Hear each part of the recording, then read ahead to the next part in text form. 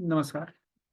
आप सभी का स्वागत है आज के सेशन में, जहाँ पे हम लोग ब्लड के कंपोजिशन और उसके फंक्शन को समझने वाले हैं। कल के क्लास को थोड़ा रिवाइज कर लेते हैं हम लोग।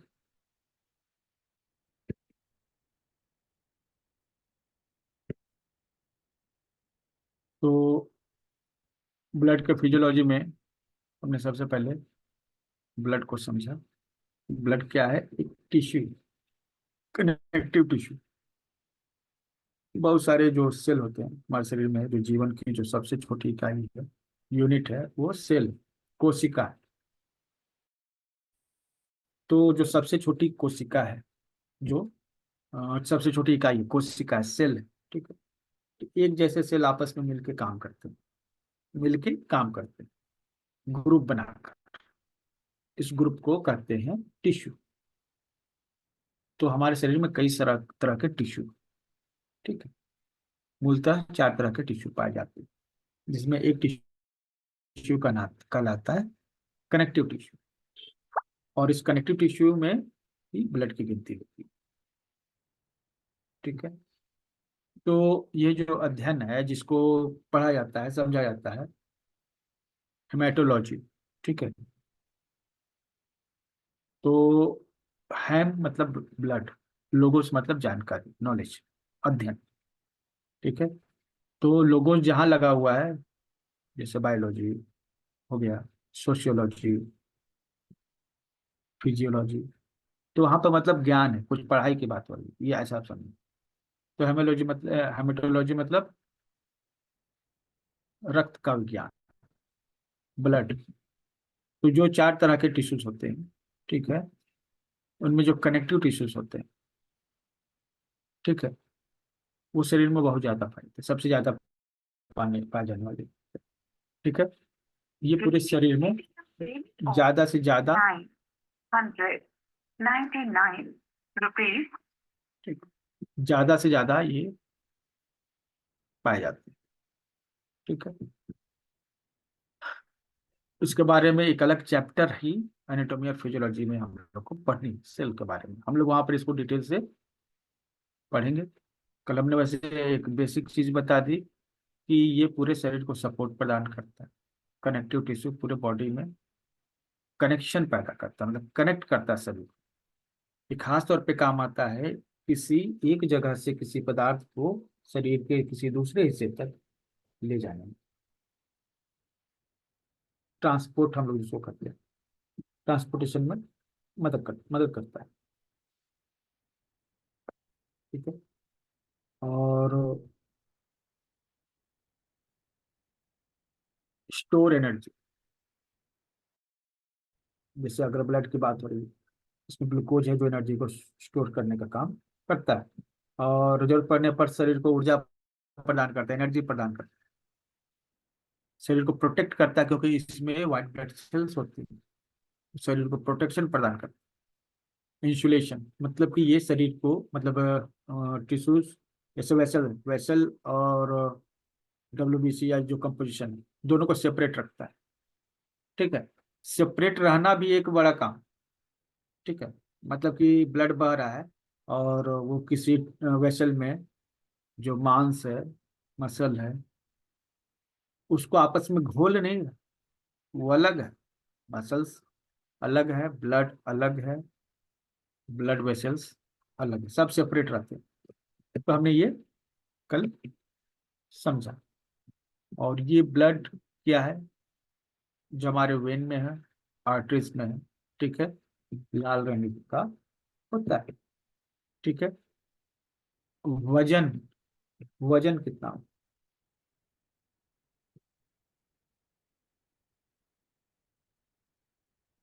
शरीर में जो वजन है आपका, उसका 8%। 100 किलो आपका वजन है, तो 8 किलो आपकी बॉडी में ब्लड का वजन होगा। अगर आपका वजन 50 किलो है, ठीक है, तो आपके बॉडी में ब्लड होगा 4 किलोग्राम। पीएच, पीएच मतलब क्या होता है? ये एसिडिटी और अल्कलाइन दोनों को अलग करता है। एसिडिटी और अल्कलाइन दोनों को ये अलग करता है।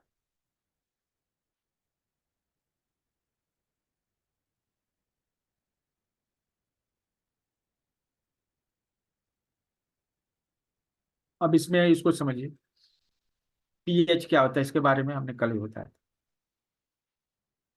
कि ब्लड का पीएच 7.35 से 7.45 के बीच में होता है।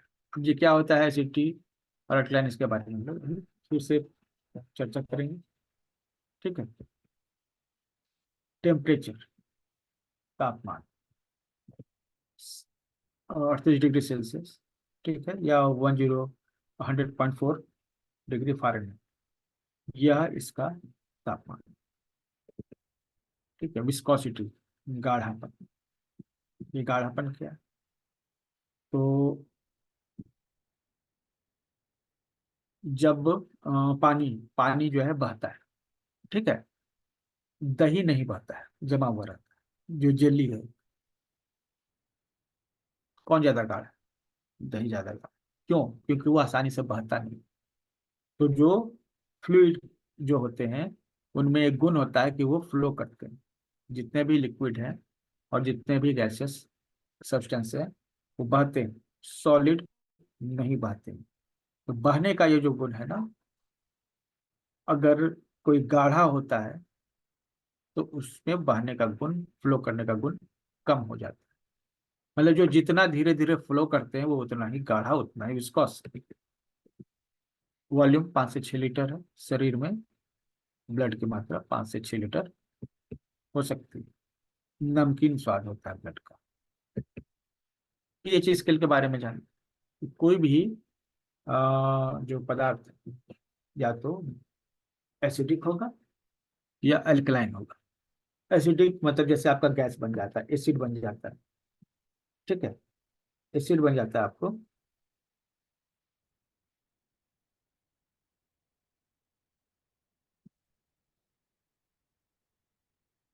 वो हम लोग का, जैसे हम लोग कह रहे हैं ना कि हमारे पेट में गैस बन, ठीक है, एसिड बन रहा है। ठीक है। तो तेजाब या एसिड जो है हमारे पेट में होता है, जैसे हमारे पेट में HCl होता है, ये हमारे मतलब इन्वायरमेंट को एसिडिक बना कर रखता है, वहाँ एसिडिटी होनी चाहिए। ठीक है।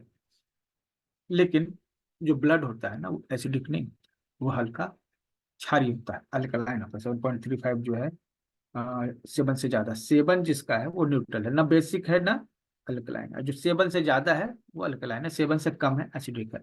जितना ज्यादा कम होगा उतना ही ज्यादा एसिडिक होगा, जितना ही ज्यादा उसका पीएच वैल्यू होगा उतना ही ज्यादा वो अल्कलाइन होगा।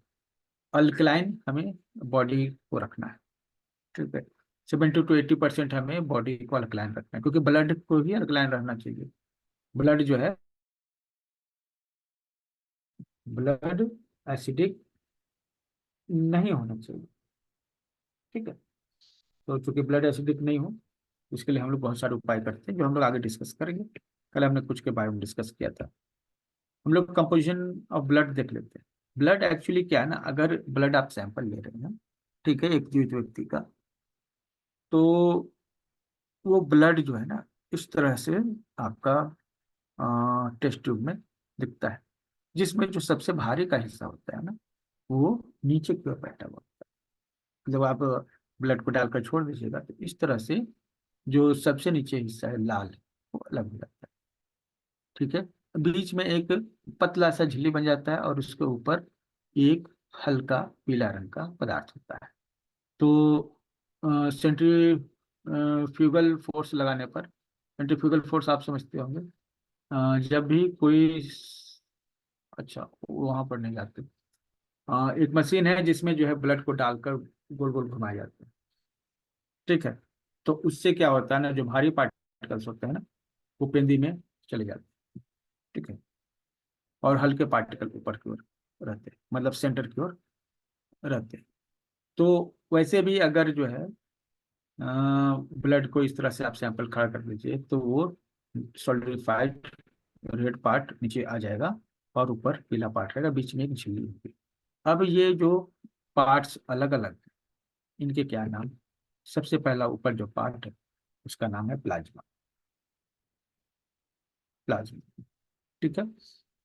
अब उसके बाद जो सबसे नीचे का पार्ट है वह रेड ब्लड सेल, लाल रक्त कोशिकाएं, कनिकाएं, जिनसे हमें वो लाल रंग मिलता है बॉडी में, ब्लड में। चेहरे पे भी लाल रंग मिलता है तो इसी कारण प्लेटलेट्स। ये भी जो है बीच के हिस्से में जो पीला और लाल रंग के बीच में जो झिल्ली है उसमें ये प्लेटलेट्स आपको मिल जाते हैं। और व्हाइट ब्लड सेल्स भी यहीं पर आपको मिलते हैं, ठीक है। अब ये सभी चार कंपोनेंट मिलके ब्लड का निर्माण करते हैं। ब्लड दरअसल दो हिस्सों में बटा हुआ होता है। एक वह हिस्सा जो, ठीक है, जो पीला वाला हिस्सा था वो प्लाज्मा हो गया, ठीक है। अब जो है नीचे जो लाल रंग या जो बचा हुआ हिस्सा जो है, जो कि 45% है, ब्लड का 45% कंपोजिशन वो है। जो सेल है, जो कोशिकाएं हैं वो मिलकर 45% बना रही है। इसमें तीन तरह की कोशिकाएं हम लोग काउंट करते हैं। पहला तो एरिथ्रोसाइट करते हैं जो कि रेड ब्लड सेल है। दूसरा ल्यूकोसाइट करते हैं जो कि व्हाइट ब्लड सेल्स है। तीसरा प्लेटलेट्स हैं जिन्हें थ्रोम्बोसाइट्स करते हैं।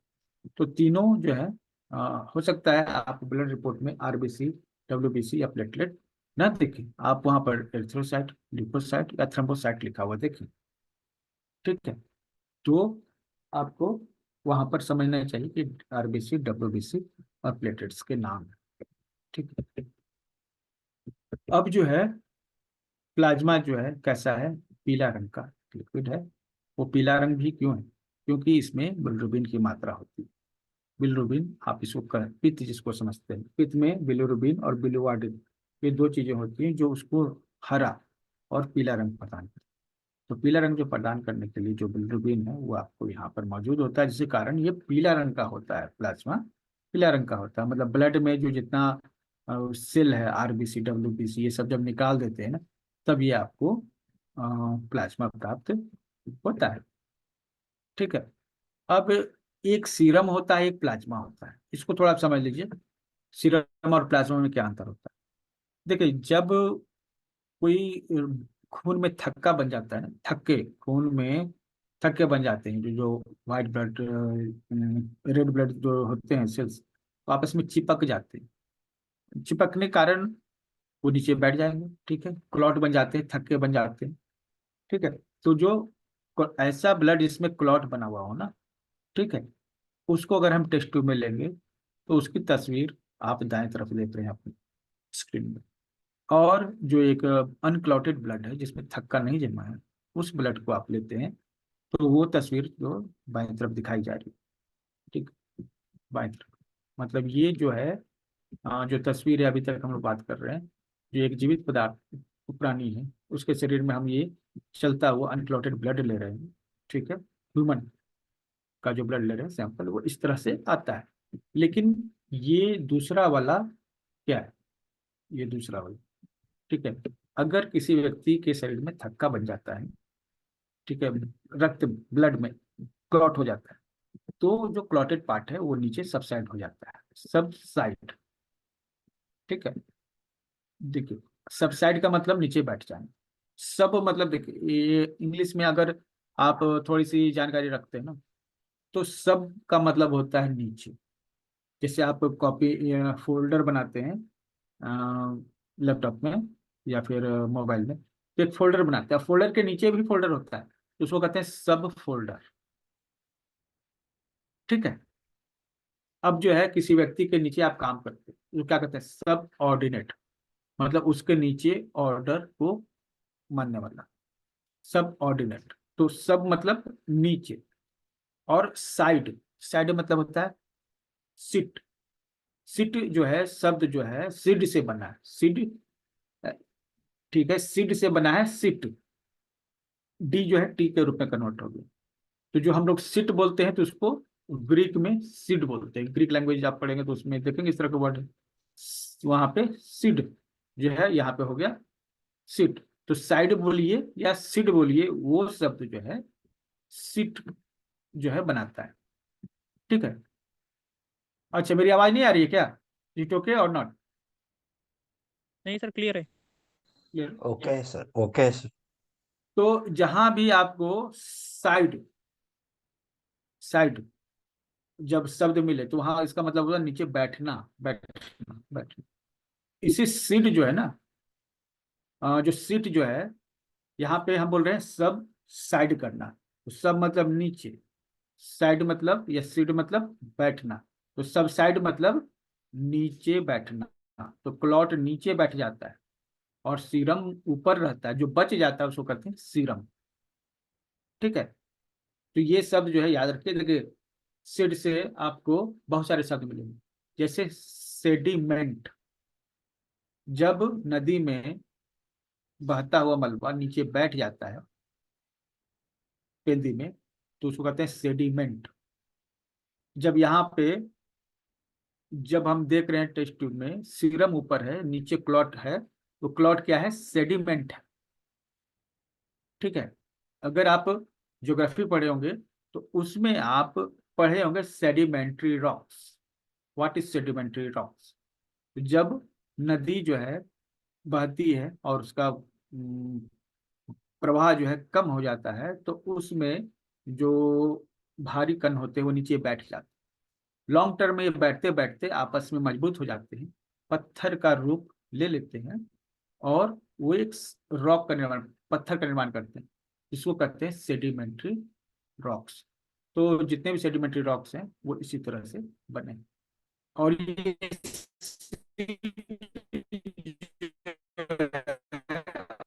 इससे और भी शब्द बने हैं। वॉइस ठीक है। आपको हम एक शब्द वॉइस बता कट दें, रहा है सर। शेष। शेष वॉइस का कट रहा मतलब भी है। वही है जो सीट का मतलब। ठीक है। क्या? सर वॉइस कट के आ रही थी आपकी। अच्छा, वॉइस। अच्छा, अभी सर वॉइस क्लियर नहीं है सर, तो क्या अभी कहता अभी हूँ उसे? क्लियर है, बीच बीच में कट गई। 2 मिनट अभी क्लियर। ब्रेक ले लेते हैं, नेटवर्क फॉर्म चेंज कर लेते हैं। ओके, हमने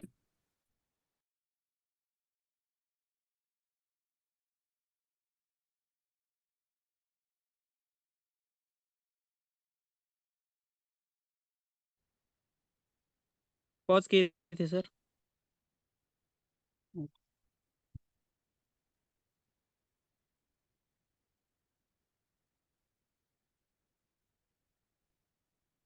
तो यहाँ पे समझे कि यहाँ पर क्या बताया जाता है?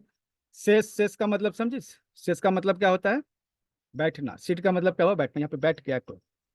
ठीक है। शेष से आपको एक शब्द मिल जाएगा, सेशन। सेशन मतलब जब जज बैठते हैं कोर्ट में तो उसको क्या कहते हैं? सेशन। जब एग्जामिनेशन का मतलब कि नया सेशन स्टार्ट होता है, तो नया स्टार्ट स्टार्ट होता है तो क्या करते हैं आप? बच्चे क्या करते हैं? नया सेशन स्टार्ट होता है तो जाके अपनी सीट पर बैठ जाते हैं। ठीक है। तो इसलिए उसको कहते हैं सेशन। तो यहाँ पे हम क्या देख रहे हैं कि क्लॉटेड ब्लड जो है ना, जब वो नीचे बैठ जाता है तो हमें मिलता है सीरम। ठीक है।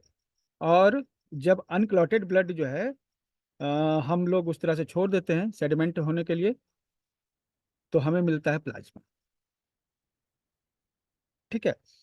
अब ये प्लाज्मा में होता क्या है, पहले हम लोग प्लाज्मा के बारे में जान लेंगे, उसके बाद हम लोग जो है ब्लड के बाकी कंपोजिशंस के बारे में समझेंगे। ठीक है। ये हालांकि मैंने कल बता दिया था, लेकिन आज हम फिर से रिवाइज करते रहे ताकि आपको समझने में आसानी रहे। तो प्लाज्मा एक्चुअली 3 हिस्सों में बटा हुआ है। जो प्लाज्मा जो पीला वाला भी दिख रहा था, ठीक है, बिकॉज ऑफ बिलिरुबिन वो पीला था। ठीक है। वो 3 हिस्सों में बटा हुआ होता है। पहला होता है तो वाटर, जो मोस्ट उसका पार्ट है 91.5% या 92 या 90%, ये जो है वाटर। ठीक है। मतलब ये एक पानी के जैसा सोल्यूशन। अगर हम निकाल दें तो ये लगभग मतलब थोड़ा सा ही अंतर होगा, पानी ही है। 91.5% क्या है? पानी ही है। ठीक है। तो इसलिए अब देख रहे हैं कि ब्लड जो है हमारे शरीर में कितना इंपॉर्टेंट है, और उसमें प्लाज्मा ऑलरेडी इंपॉर्टेंट है। ठीक है, 55%। और उसमें पानी, मतलब कि ब्लड में आधा क्या है? पानी ही है ना। ठीक है। तो अब ये हुआ दूसरा हिस्सा प्रोटीन है, तीसरा हिस्सा जो है कुछ अदर सॉल्यूट्स हैं। ठीक है, तो प्रोटीन में मुख्य रूप से 3 प्रोटीन की काउंटिंग होती है। ठीक है, हालांकि लोग इसको 5 भी बताते हैं, लेकिन होता है 3 ही। इसको हम अलग अलग वेरिएशन में लेकर 5 भी कर सकते हैं, लेकिन प्रोटीन ही है 3 प्रोटीन। ठीक है, जो कि 7%। ठीक है, एक है अल्ब्यूमिन, दूसरा है ग्लोबुलिन, तीसरा है फाइब्रोजेन। ठीक है, तो हमने कल भी बताया था ये इसके वर्ड्स के बारे में, तो अभी हम इसके आगे भी पढ़ने वाले हैं इसको। तो हम अदर सॉल्यूशन के बारे में पहले आगे, इलेक्ट्रोलाइट्स। ठीक है, तो हमने बताया कि इलेक्ट्रोलाइट क्या होते हैं, आयंस होते हैं। जैसे सोडियम क्लोराइड, जब आप पानी में आप घोलिएगा ना, तो सोडियम अलग और क्लोरीन अलग हो जाता है। सोडियम अलग, क्लोरीन अलग हो जाता है। और जैसे मैग्नीशियम क्लोराइड, ठीक है, तो मैग्नीशियम क्लोराइड को है पानी में घोलें तो मैग्नीशियम अलग हो जाएगा, और आपका ये क्लोरीन अलग हो जाएगा। अब कैल्शियम बाइकार्बोनेट है, कैल्शियम बाइकार्बोनेट। ठीक है, तो कैल्शियम अलग हो जाएगा, बाइकार्बोनेट आयन यहाँ पे अलग। अब सपोज कि कैल्शियम सल्फेट, ठीक है, या मैग्नीशियम सल्फेट है, तो मैग्नीशियम अलग हो जाता है, सल्फेट आयन अलग हो जाता है। तो जो मॉलिक्यूल्स होते हैं ना, ठीक है, वो अलग अलग एटम से बने होते हैं। कुछ पॉजिटिवली चार्ज होते हैं, कुछ नेगेटिवली चार्ज होते हैं। जब पानी में डालते हैं ना, तो ये क्या है, आपस में टूट जाते हैं, पॉजिटिव और नेगेटिव आयंस में टूट जाते हैं। ठीक है, और ये हमारे ब्लड में मौजूद होते हैं। इलेक्ट्रोलाइट्स जो है हमारे ब्लड में मौजूद होते हैं, प्लाज्मा में। ठीक है, तो जो हम साल्ट ले रहे हैं, जो भी हम साल्ट ले रहे हैं, वो जो ब्लड में जा रहा है, वो प्लाज्मा में इस तरह से बहता रहा। ठीक है, दूसरा, जो हम लोग ऑक्सीजन ले रहे हैं, कार्बन डाइऑक्साइड छोड़ रहे हैं, नाइट्रोजन बॉडी में जा रहा है, ये सभी जो है प्लाज्मा में मौजूद होते हैं, जो रेसिड्यू के रूप में। ठीक है, मतलब ऑक्सीजन जैसे गया शरीर में तो पूरी तरह से बाहर निकल गया, कुछ हिस्सा बच गया तो वहाँ प्लाज्मा पड़ा हुआ है। कार्बन डाइऑक्साइड जो है वो पूरा तरह नहीं निकला, तो कुछ हिस्सा वहाँ पड़ा हुआ है। उसी तरह नाइट्रोजन में कुछ हिस्सा पड़ा हुआ है, तो गैसेस भी होते हैं वहाँ पर प्लाज्मा में। कुछ न्यूट्रिएंट्स भी होते हैं, जैसे ग्लूकोज हुआ, एमिनो एसिड हुआ, फैटी एसिड, जो शरीर के लिए पोषक तत्व है। शरीर के अलग अलग भागों में ये पोषक तत्व का पहुंचना बहुत ही जरूरी है। ये न्यूट्रिएंट्स भी 1.5% में होते हैं। वेस्ट प्रोडक्ट्स जितने भी यूरिक है, यूरिक जैसे यूरिया है, जो हमारे बॉडी में मेटाबॉलिक एक्टिविटी होती है, भोजन का पाचन होता है। ठीक है, और प्रोटीन जो है टूटते हैं, फिर जो है नए प्रोटीन बनते हैं, तो कुछ वेस्ट प्रोडक्ट्स जो हैं तैयार होते हैं। मेनली यूरिया, यूरिक एसिड, और ये अमोनिया, क्रिएटिनिन, ये सभी जो है आपके प्लाज्मा में होते हैं। ठीक है, तो ये सभी है यहाँ पे मौजूद। अब इनको अलग अलग जो है, कल शायद हमने यहाँ तक बताया दिया था। ठीक है, अब जो है हम लोग ये जो अलग अलग हिस्से हैं, उनके बारे में जो है प्लाज्मा के, इसके बारे में समझते हैं। तो वाटर सबसे इंपॉर्टेंट है। जैसे ये वाटर जो है क्या करता है, ठीक है, वाटर जो है बहने की ताकत देता है, फ्लो देता है। अगर वाटर नहीं हो तो हमारा ब्लड फ्लो नहीं होगा। ठीक है, तो ये तो ऑलरेडी हम लोग जान रहे हैं कि ये विस्कोस होता है वाटर, ये ब्लड 3 से 4 गुना। ठीक है, तो अगर ये वाटर कंटेंट जितना कम होगा ना, उसकी विस्कोसिटी बढ़ती जाएगी। ठीक है, ध्यान दीजिए, खून गाढ़ा होने का मतलब क्या है, वाटर कंपोनेंट जो है वो कम हो जाना। ठीक है, तो खून गाढ़ा होगा तो क्या होगा, ब्लड स्लो फ्लो होगा, और शरीर के सभी हिस्सों तक नहीं पहुंच पाएगा। तो प्लाज्मा जो है मौजूद, उसमें वाटर कंटेंट है, और ये वाटर कंटेंट इस फ्लो को मेंटेन करता है। ठीक है, आप जान रहे हैं वाटर जो है यूनिवर्सल सॉल्वेंट है, ये सभी चीजों को आपस में घोल कर रखता है। ठीक है, तो ये जो भी जरूरी चीजें हैं उसको शरीर के एक हिस्से से दूसरे हिस्से तक ले जाने में मदद करता है, और ये हीट को रिलीज भी करता है। मतलब शरीर में जब गर्मी बढ़ जाती है ना, जैसे गाड़ी गर्म हो जाती है, तो हम ऊपर से पानी डाल देते हैं, ठीक है, रेडिएटर में, तो वो ठंडा हो जाता है। तो उसी तरह से बॉडी में जो प्लाज्मा है उसमें वाटर कंटेंट काम करता है, ये बॉडी के हीट को ऑब्जर्व करता है। ठीक है, और अगर प्लाज्मा में वाटर कंटेंट कम हो गया तो फिर हमें हीट फील होगा, है ना। तो हमें ये जो वाटर है ये सब काम करता है, शरीर को कूल रखता है, शरीर में एक पार्ट से दूसरे पार्ट तक जो है चीज़ों को ले जाने का काम करता है। और जो न्यूट्रिएंट्स हैं जो ऑब्जर्व करने की जरूरत होती है वो ऑब्जर्व भी करता है, मतलब आपस में घोल लेता है। ठीक है, अब जो एल्ब्यूमिन्स हैं वो ऑस्मोटिक बैलेंस को लेकर चलते हैं। ऑस्मोटिक बैलेंस, इसको हम लोग को समझने की जरूरत है। ठीक है, ये ऑस्मोटिक बैलेंस है क्या? जैसे एल्ब्यूमिन जो है जब किसी ब्लड वेसल में बहता है, फ्लो करता है, ठीक है, तो वाटर जो है ना खींच लेता है, एक्सेस वाटर, जैसे एक नस में ये दौड़ रहा है प्लाज्मा, उसमें एल्ब्यूमिन है। ठीक है, तो जो नर्व हैं, ठीक है, वेसल्स हैं, उनसे एक्स्ट्रा वाटर को खींच लेता है और ब्लड में मिला लेता है। ठीक है, अगर ये नहीं करेगा, ठीक है, तो सपोज कि वेसल्स में पानी और वो ज्यादा है, बढ़ गया, तो वो वहां पर सूजन उत्पन्न कर देगा वेसल्स में, ब्लड वेसल्स में। ठीक है, तो एल्ब्यूमिन क्या करेगा, उस एक्सेस वाटर को खींचकर ब्लड में मिला लेगा, और ब्लड में जब ये है जो एक्सेस अगर वाटर आ गया है, एल्ब्यूमिन उसको खींचकर ब्लड में मिला लेता है। जब यही ब्लड जो है किडनी के पास जाती है तो उसके नेफ्रॉन में वो सब छन के अलग हो जाती है और यूरिन में चली जाती है।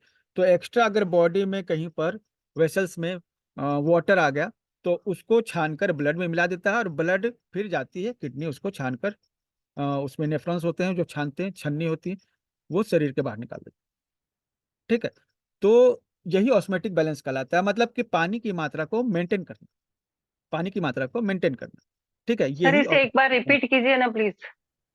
देखिए, जैसे इसको सिंपल भाषा में समझे, ये आपकी ब्लड वेसल है ना जिसमें धमनी और शिराएं, हिंदी में जिसको हम लोग कहते हैं, वहां पर क्या है ना कि टिश्यूज होते हैं, उसके वो वॉल है, उसमें टिश्यूज है, और वो क्या करते हैं, उनमें पानी ज्यादा हो गया तो उन नसों में सूजन आ सकती है ना। ठीक है, तो एक्सेस पानी को क्या कर लेता है एल्ब्यूमिन, चूस कर ब्लड फ्लो में ले आता है। क्या करता है, चूस कर उसको, एक्सेस वाटर जो धमनियों और शिराओं में होती हैं, जब वो एल्ब्यूमिन ब्लड फ्लो करता है तो एल्ब्यूमिन क्या करता है, उसमें एक्सेस वाटर को खींच कर ब्लड स्ट्रीम में ले आता है। ठीक है, ताकि वहां पर वाटर जो है जमा नहीं हो, डिपोजिशन नहीं हो। ठीक है, तो यही बैलेंस जो है ऑस्मोटिक बैलेंस कहलाता है। समझे इसको, ऐसा समझ में, या फिर और हमें बताना पड़ेगा डिटेल में, बताइए। Okay sir, thank you. मतलब कि ब्लड में वाटर की मात्रा जो है ना ये बैलेंस में रहनी चाहिए, और जो धमनी और शिराएं होती हैं उसमें सेल्स में एक्स्ट्रा अगर वाटर आ गया ना तो उसको भी ये चूस लेते हैं, क्या करते हैं, उसको चूस के ब्लड में ले आते हैं, ताकि वहां पर एक्स्ट्रा पानी जमा नहीं हो। और फिर ये ब्लड स्ट्रीम जो है वो किडनी के थ्रू पास होती है, और वहां पर वो मतलब कि साफ हो जाती है, यूरिन का फॉर्मेशन होता है, एक्सेस वाटर जो है उससे बाहर निकल जाता है। ठीक है, ये, इसके अलावा ये क्या करते हैं ना, शरीर में जो है बहुत सारे जो कंपोनेंट्स है ये ट्रांसपोर्ट का भी काम करते हैं, जिस तरह से काम कर रहे हैं। ठीक है, ये, अब देखिए इसमें क्या है ना, ये है पानी के जैसा, ये कैसा है, पानी के जैसा। ठीक है, और शरीर में बहुत सारे लिपिड्स होते हैं, लिपिड मतलब फैटी एसिड। ठीक है, तो वो जो है ना इसमें जब मिलते हैं प्लाज्मा में, ठीक है, तो ये क्या है ना उसको अपने साथ बांध लेता है, लिपिड को, और उसको शरीर के एक दूसरे, मतलब लिपिड जो है ना, मतलब आप इसको कहिए नॉर्मल भाषा में तेल कहिए, लिपिड मतलब क्या कर सकते हैं, ऑयल। ठीक है, तो ऑयल को ये अपने साथ जो है बांध लेता है और शरीर के विभिन्न हिस्सों तक पहुंचा देता है। घोलता नहीं, तेल को अपने में घुलने नहीं देता है। तेल को मतलब कि फैटी एसिड या फिर लिपिड, स्टेरॉइड, ये चीजें जो हैं ये घुलती नहीं है पानी में, ठीक है, ये सेपरेट रहती है। और ये इनको बांध के रखता है, एल्बुमिन उनको ट्रांसपोर्ट करता है, उनको शरीर के विभिन्न हिस्सों तक पहुंचाने का काम एल्बुमिन करता है, ठीक है। अब जो है हम बात कर रहे हैं ये ग्लोबुलिन्स की, ठीक है, जो कि 3 तरह के होते हैं, अल्फा, बीटा और गामा, ठीक है। ये हमारे डिफेंस मैकेनिज्म तैयार करता है, डिफेंस मैकेनिज्म जो है तैयार करता है, मतलब इम्यूनिटी का ये पार्ट है, ठीक है। ये एक्सेस जो बाहर से इन्फेक्शन है उससे लड़ने में हमारी मदद करता है, ठीक है। फाइब्रिनोजन हमने कल कहा था, फाइबर मतलब रेशे और जेन मतलब पैदा करने वाला, रेशे पैदा करने वाला। जब कहीं पर चोट लग जाती है, जहां जख्म हो जाता है, तो उस जख्म में जहां कटा हुआ उसके नीचे फाइब्रिनोजन जो है वो जाके क्लॉट पैदा करते हैं, ठीक है। एक चादर लगा देते हैं, जो कटा हुआ जो हिस्सा है उसके नीचे एक चादर लगा देते हैं, जिससे जैसे आप पट्टी बांधते हैं ना, ऊपर से जैसे कट गए कहीं तो आप ऊपर से पट्टी बांध देते हैं, तो फाइब्रिनोजन का काम है पट्टी लगाना अंदर से, फाइबर की पट्टी लगाना अंदर से, ठीक है। तो जब अंदर जो पट्टी लग जाती है ना तो ब्लड क्लॉट हो जाता है, जम जाता है, ठीक है। तो ब्लड क्लॉटिंग में मदद करता है। अभी जिसको शरीर में फाइब्रोजन की मात्रा कम होगी ना, तो ब्लड जो है बहता जाएगा, कट जाएगा तो रुकेगा नहीं।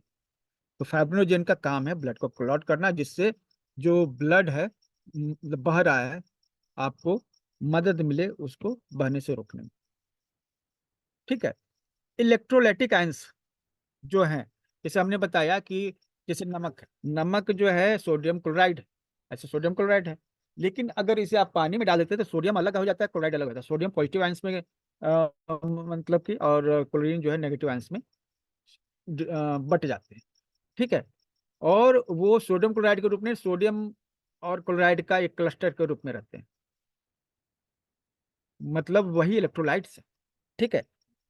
इलेक्ट्रोलाइट्स, जैसे अभी इलेक्ट्रोलाइटिक पाउडर आप लोग जो है ना पीते हैं, डॉक्टर कहते हैं कि डिसेंट्री हो गया, इलेक्ट्रोलाइटिक पाउडर जो है, इलेक्ट्रोलाइट जो है पी लीजिए, तो उसमें क्या होता है, यही आयन होते हैं, ठीक है। तो ये आयन का काम क्या, वहाँ करते क्या है, ठीक है। हमारे शरीर में साल्ट की मात्रा जो है ना इंपॉर्टेंट है, ये साल्ट जो है जब घुलते हैं पानी में तो इलेक्ट्रोलाइटिक आयंस में कन्वर्ट हो जाते हैं, ये प्लाज्मा में मौजूद होते हैं। करते क्या वहाँ, वो पीएच बफरिंग करते हैं, रुकने वाले होते हैं। पीएच बफर करना का मतलब हुआ कि जो बॉडी का पीएच लेवल है, ब्लड का पीएच लेवल है, वो बढ़ना घटना लगा रहता है, कभी बढ़ जाता है कभी घट जाता है। कभी बहुत एसिडिक चीजें आपने खा ली तो पीएच आपका जो है घट जाएगा, कभी जो है बहुत अल्कलाइन चीजें खा ली तो पीएच बढ़ जाएगा। तो ये फ्लक्चुएशन हमेशा बना रहता है, लेकिन ये फ्लक्चुएशन एक नॉर्मल रेंज में होता रहे, बहुत ज्यादा ना हो। तो हम अगर बहुत ज्यादा होता है उसको कहते हैं पीएच बफरिंग, ठीक है।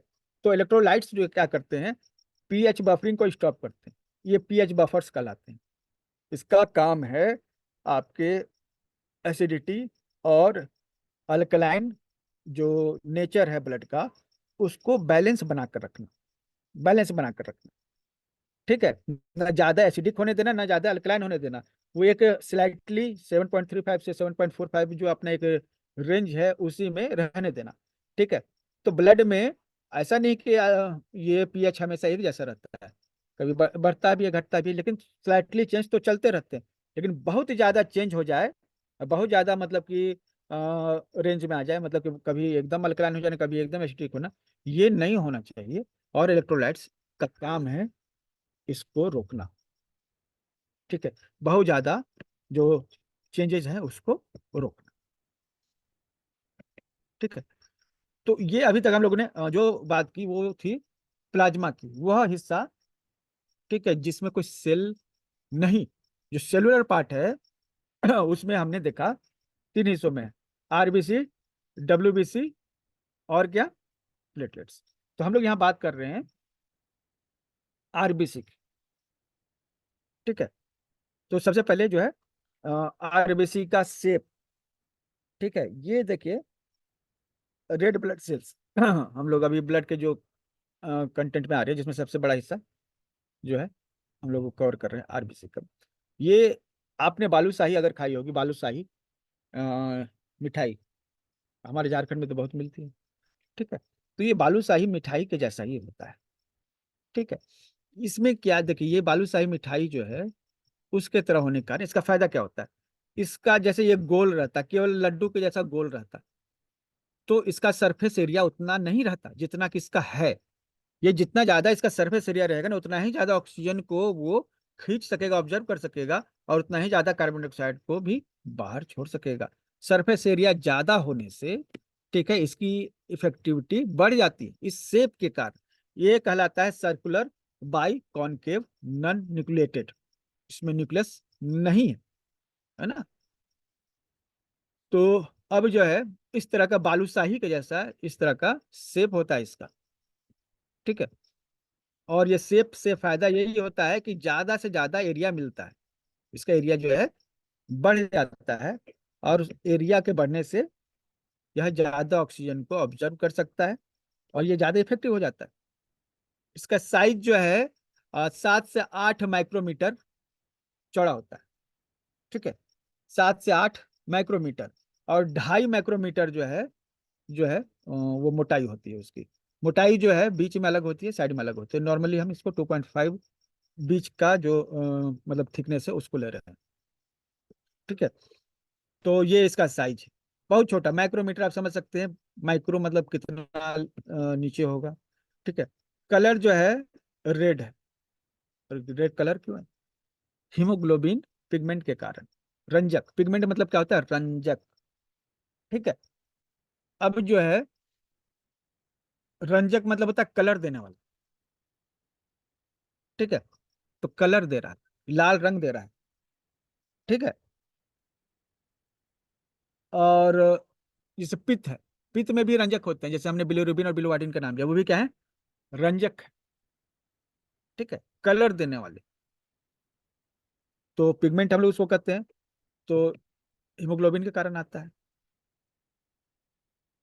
और मेल में कितना होता है?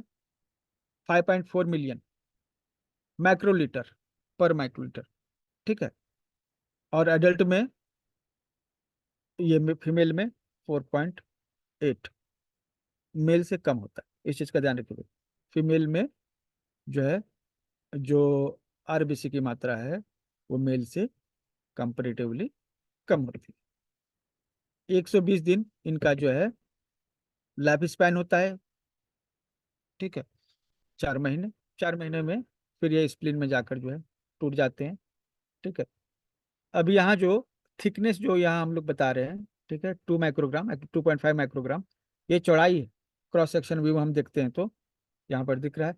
टॉप व्यू देख रहे हैं, ऊपर से देख रहे हैं तो 7.5 माइक्रोग्राम, 7 से 8 हो सकता है, ये इसका वेरिएशन लेवल है, ठीक है। अब जो है पोएसिस, देखिए पोएसिस जो है ना, एरिथ्रोपोएसिस। अब इसका क्या मतलब? पोएसिस का मतलब हो ना फॉर्मेशन, बनना, ठीक है। तो जहां भी आप पोएसिस ये शब्द देखेंगे उसका मतलब है बनना। एरिथ्रोपोएसिस, एरिथ्रो मतलब आपका आरबीसी, ठीक है।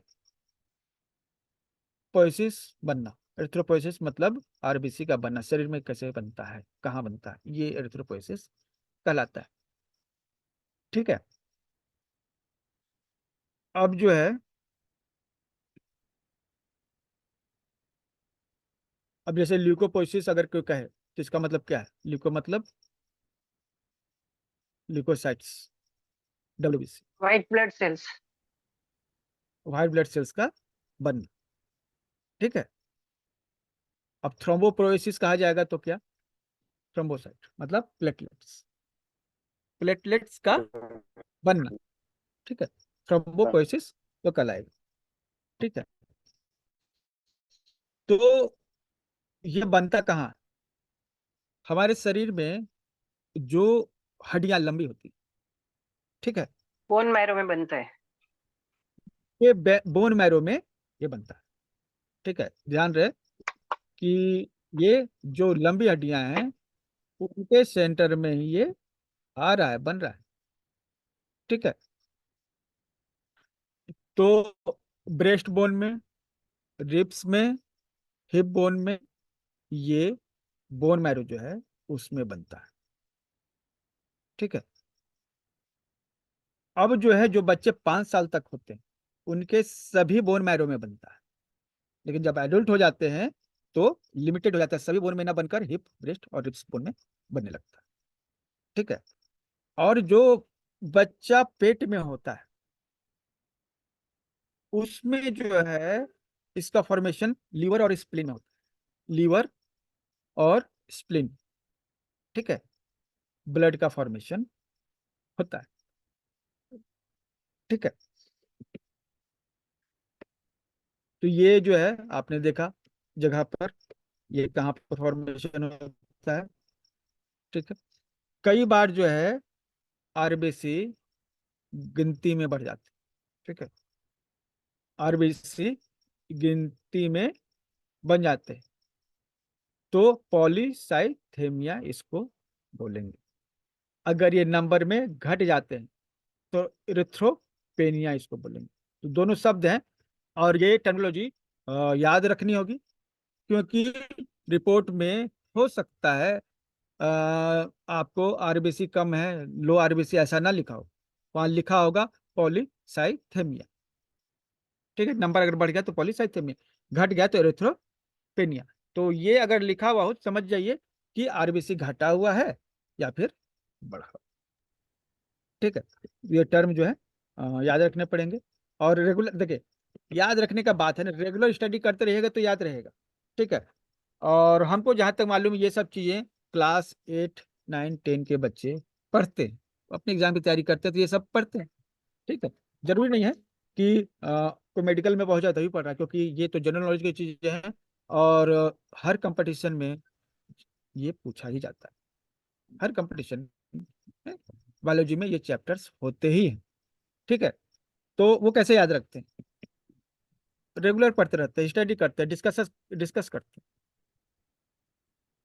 ठीक है, अब इसके फंक्शन भी समझ कि काम करता क्या है आरबीसी।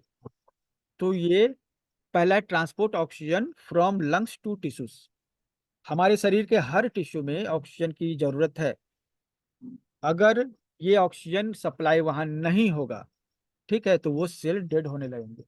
ऑक्सीजन की सप्लाई नहीं होने पर सेल डेड हो जाते हैं। और वो जो जगह है जहां पर जो सेल डेड हुए ना, अगर आप उस स्किन को देखेंगे तो वो नीला पड़ जाता है। ठीक है, तो ये ऑक्सीजन जो है वहां पर पहुंचना है। ठीक है, और ऑक्सीजन से ही एनर्जी मिलती है, ऑक्सीजन से ही जो है ताकत मिलती है। तो पहला काम आरबीसी का हुआ, ये ब्लड को जब ये आरबीसी कैसे ले जाता है। ठीक है, आरबीसी जो है जब लंग्स में आता है ना, ठीक है, इसमें जो आयरन है जो हीमोग्लोबिन के रूप में आता है। ठीक है, हीमोग्लोबिन जो है इस ऑक्सीजन के साथ कनेक्ट हो जाता है। आरबीसी एरिथ्रोसाइट जब लंग्स में आते हैं तो वहां पर ऑक्सीजन जो है होता है। अब इनमें जो हीमोग्लोबिन है, ठीक है, वो उस ऑक्सीजन के साथ मिल जाता है और वो बन जाता है ऑक्सी हीमोग्लोबिन। ठीक है, ऑक्सी हीमोग्लोबिन हो जाता है। ठीक है, अब वो जो है फिर जो है शरीर के सभी हिस्सों में ये ऑक्सी हीमोग्लोबिन जाता है, हर सेल तक जाता है। ठीक है, और ये ऑक्सी हीमोग्लोबिन क्या करता है, ये ऑक्सीजन ट्रांसफर करता है सेल को, सेल में रिएक्शन होता है, फिर तैयार होता है कार्बन डाइऑक्साइड, और फिर वो हीमोग्लोबिन जो अभी ऑक्सीजन लेके गया था ना, जो उसने ये वहां पे अपलोड किया। ठीक है, अब वो क्या है, वहां से कार्बन डाइऑक्साइड लेता है और फिर यही जो हीमोग्लोबिन है बन जाता है अनऑक्सी हीमोग्लोबिन। ठीक है, या कार्बोक्सी हीमोग्लोबिन, और फिर वापस आ जाता है कहाँ पर, लंग्स में। ठीक है,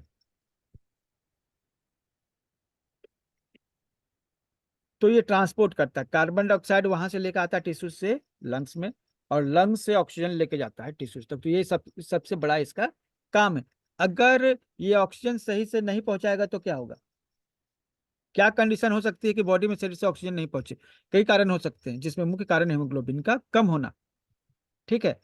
हम लोग जब टेस्ट रिपोर्ट पढ़ने के लिए, जब हम लोग दूसरी बार इसको स्टार्ट करेंगे ना, जो टॉपिक से कंप्लीट होने के बाद, जो बेसिक इंफॉर्मेशन कंप्लीट होने के बाद जब हम ये स्टडी करेंगे रिपोर्ट्स को, तो थोड़ा डीप जाकर स्टडी करेंगे वहां पर, और फिर हम लोग जानेंगे कि क्यों मतलब कि कई बार हीमोग्लोबिन की मात्रा कम है फिर भी जो है शरीर में ऑक्सीजन की मात्रा घट जाती है।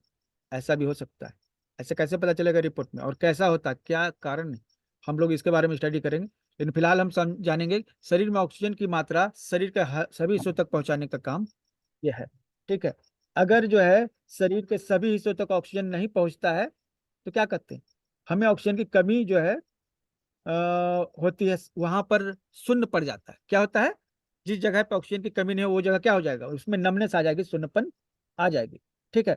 और ऑक्सीजन की कमी से व्यक्ति थकावट महसूस करेगा। ऑक्सीजन है, प्राणवायु है, और इसी से प्राण है। अगर ये नहीं पहुंचेगा तो प्राण कहाँ? ठीक है। और थोड़ा सा भी चलेगा, थक जाएगा, थकावट होने लगी, ऑक्सीजन की कमी होने लगी। इसमें क्या नहीं, वो कई बार जो है ना ऑक्सीजन की कमी होने से वोमिटिंग भी होती है। वोमिटिंग भी होती है। तो ये भी ऑक्सीजन की कमी होने के लक्षण है। ठीक है। और इसको हम लोग जो है एक शब्द कहते हैं ऑक्सीजन की कमी को, ये हम लोग ने एक वर्ड दिया, हाइपोक्सिया। ठीक है।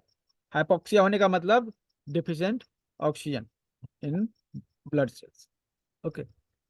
ब्लड में कम है तो शरीर में हर टिश्यूज में कम हो जाते हैं। ठीक है। तो हम लोग उसको भी समझेंगे। ठीक है, कि हाइपोक्सिया को दूर कैसे किया जाए। तरीके हैं, मुश्किल नहीं। ठीक है। तो हम लोग आगे बढ़ते हैं इसमें।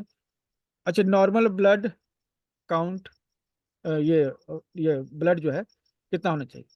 ठीक है, 13 से 15 ग्राम हीमोग्लोबिन।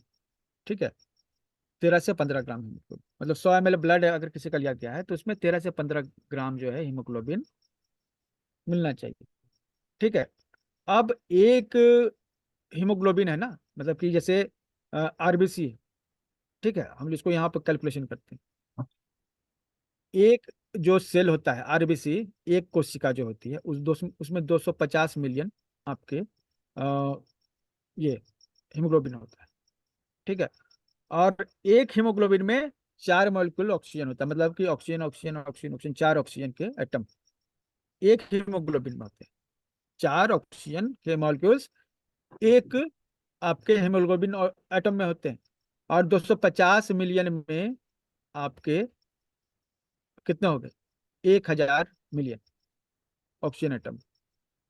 ये काउंटिंग होती है। ठीक है। और ये रिपोर्ट में हम लोग इसके बारे में और भी डिटेल से पढ़ेंगे कि जितने भी नंबर है ना, हम अभी कॉन्सेप्ट को लेकर चल रहे हैं, डेटा को लेकर नहीं चल रहे। ठीक है। डेटा बाद में आएगा, पहले समझ लीजिए कॉन्सेप्ट को, उसके बाद डेटा पे फाइंड आउट करेंगे।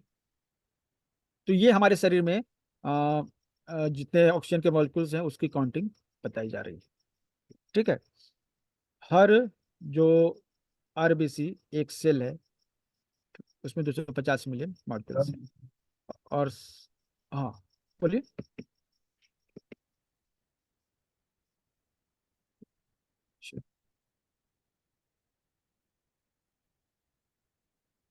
आज का टॉपिक यही रहने दें या फिर आज और आगे ले?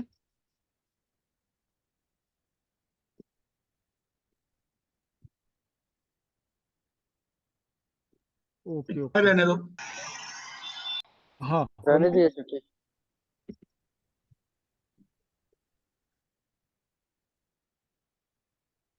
ठीक है। आज के लिए इतना ही रखते हैं।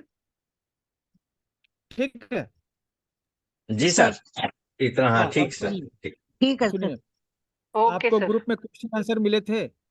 आज जो ग्रुप है इसमें आपको क्वेश्चन आंसर मिले थे कि नहीं? मिला हाँ था एक मिले थे सर। ना सर। यस सर, हाँ, मिला था, तो मिला। मिले थे सर। मिले पार्टिसिपेट। थे, जवाब भी दिया है sir. We have answered. Okay, तो ऐसा कहने का मतलब है ना कि आप लोग ज्यादा से ज्यादा क्वेश्चन आंसर में पार्टिसिपेट कीजिए। ठीक है। क्योंकि वो डिस्कशन sir. का एक फोरम है। ठीक है, आप जो भी सीख रहे हैं ना, अब वो इनपुट जा रहा है। देखिए एक बड़ी बात बता रहे हैं आपको, एक रिसर्च किया गया, उसमें देखा गया कि कौन से बच्चे अच्छे नंबर लाते हैं, अच्छे नंबर लाते हैं। आपको मैं ऐसा एक पॉइंट बताने जा रहे हैं ना, जनरली आपको किसी ने नहीं बोला होगा। ठीक है, क्योंकि बहुत कम जाना गया फैक्ट है। तो बहुत सारे बच्चों पर रिसर्च हुआ, तो कौन से बच्चे ज्यादा नंबर लाते हैं, ठीक है, इसके बारे में जो है बातचीत हुई। ठीक है, अब हुआ क्या उसमें, जो बच्चे स्कूल जा रहे हैं और फिर वो वापस आ रहे हैं, क्या हो रहे हैं, वापस आ रहे हैं स्कूल से, और जैसे बस में बैठे हुए, तो कुछ बच्चे क्या करते हैं ना, जो उन्होंने पढ़ा है रिवाइज कर लेते हैं स्कूल से घर आने के दौरान, 10-15 मिनट या आधा घंटा जो भी समय होता है, उसमें उन क्वेश्चंस को रिवाइज कर लेते हैं। ठीक है, और पाया गया है कि यही बच्चे सक्सेसफुल होते हैं, इन्हीं को सब कुछ याद रहता है, क्योंकि ये रिवाइज कर लेते हैं। तो revision is the basic of learning. आप किसी चीज को रिवाइज करते हैं ना, तो वो आपको याद हो जाता है, मेमोराइज हो जाता है। ठीक है, और जब आप, जैसे बहुत सारे बच्चे स्कूल से आ रहे हैं, वो क्या कर रहे हैं, बस में हंसी मजाक कर रहे हैं। ठीक है, हंसी मजाक कर रहे हैं, तो वैसे बच्चे, वो कितना भी मेहनत करेंगे ना, उनसे पीछे ही रहते हैं। समझे कि नहीं? आप भी अपने बच्चे हैं जो स्कूल जा रहे हैं, बस में आते हैं ना, उनको ये बोल दीजिए कि तुम जो भी पढ़े हो ना, रिवाइज कर लो घर पहुंचते पहुंचते। उस समय अगर आप रिवाइज कर लेते हैं तो आपके दिमाग में रिपीट हो जाता है, याद हो जाता है, मेमोराइज हो जाता है। ठीक है, और बाकी चीजें सब कुछ है, जरूरी तो सब कुछ है, लेकिन ये जो है ना एक इंपॉर्टेंट फैक्टर होता है, क्योंकि इसमें दो चीजें पता चलती है। पहली चीज पता चलती है डिटर्मिनेशन। सब बच्चे खेल रहे हैं, हंसी मजाक कर रहे हैं, और आप स्टडी कर रहे हैं, ये है डिटर्मिनेशन। तो वो बच्चे जो है डिटरमाइन हो जाएंगे। ठीक है, अपने जो है टारगेट के प्रति उनमें विल पावर रहेगा उसको अचीव करने के लिए। दूसरी चीज क्या होगी कि जो उन्होंने पढ़ा है ना, ठीक है, अगर उस समय उन्होंने रिपीट कर लिया, उस समय उन्होंने रिपीट कर लिया, तो ये कहा गया है कि 24 घंटे के भीतर 3 रिपीटेशन होना चाहिए। जो आप पढ़ते हैं 24 घंटे के भीतर 3 बार रिपीट कर लीजिए, वो आपके दिमाग में हमेशा के लिए बैठ जाता है। तो अगर वो बच्चा, सपोज एक दूसरा बच्चा है जो हंसी मजाक में उसने पूरा बस का वो टाइम है वो पास कर लिया, उसके बाद जब घर पहुंचा तो एक बार टीचर के सामने रिपीटेशन कर लिया, और बहुत हुआ तो एक बार सुबह में अगला दिन भी पढ़ लिया। ठीक है, तो 2 बार से ज्यादा रिपीट नहीं कर पाता है। लेकिन जब आप इस थ्योरी को फॉलो करते हैं तो अब 24 घंटे में आपका 3 रिपीटेशन हो जाएगा, क्योंकि उसने जो पढ़ा है बस में, और फिर घर में पहुंचने पर उसने जो उस दिन पढ़ा है, और सुबह निकलने पर या फिर सुबह में अर्ली मॉर्निंग में उसने उस चीज को रिपीट किया। 3 रिपीटेशन होना चाहिए, और उस बच्चे का हो जाएगा। बाकी बच्चों का 2 रहेगा मैक्सिमम। तो जितना ज्यादा रिपीटेशन उतना ही ज्यादा मेमोराइजेशन। ठीक है, तो ठीक है, तो ये आप लोग ये समझे, इसलिए आपको रिपीट कर लेना चाहिए जब आपको क्वेश्चन मिले ना। ठीक है, आज क्वेश्चन मिलेगा शाम तक, ठीक है, आप उसको रिपीट कर लीजिएगा। फिर ये रिपीट करने का मतलब ही है, रिपीट करने का मतलब क्वेश्चन आंसर जो है ना दीजिएगा, जवाब दीजिएगा। ठीक है, और हम ये पीडीएफ अभी आपको नहीं दे रहे हैं, पूरा क्लास खत्म होगा तब देंगे। आप अपने नोट्स बनाइए, ठीक है, या फिर अपने यादगारी के बल पर, मेमोरी पावर के बल पर उनका जवाब दीजिए। ठीक है, तो ये एक इंपॉर्टेंट चीज है जो आप लोगों को करना। अगर आप ऐसा कर पाते हैं तो बहुत ही बेहतरीन आपको रिजल्ट मिलने वाले हैं। ठीक है, चलिए, तो आज के क्लास को एंड करते हैं यहाँ पे। क्वेश्चन आंसर्स के लिए आप इनवाइटेड हैं, ग्रुप में आप क्वेश्चन रखिएगा। अगर आपको कुछ नहीं समझ में आ रहा है तो वहाँ पे हम अभी अवेलेबल रहेंगे। ठीक है, और धन्यवाद सर। हाँ, रिकॉर्डिंग को कर देते हैं। धन्यवाद।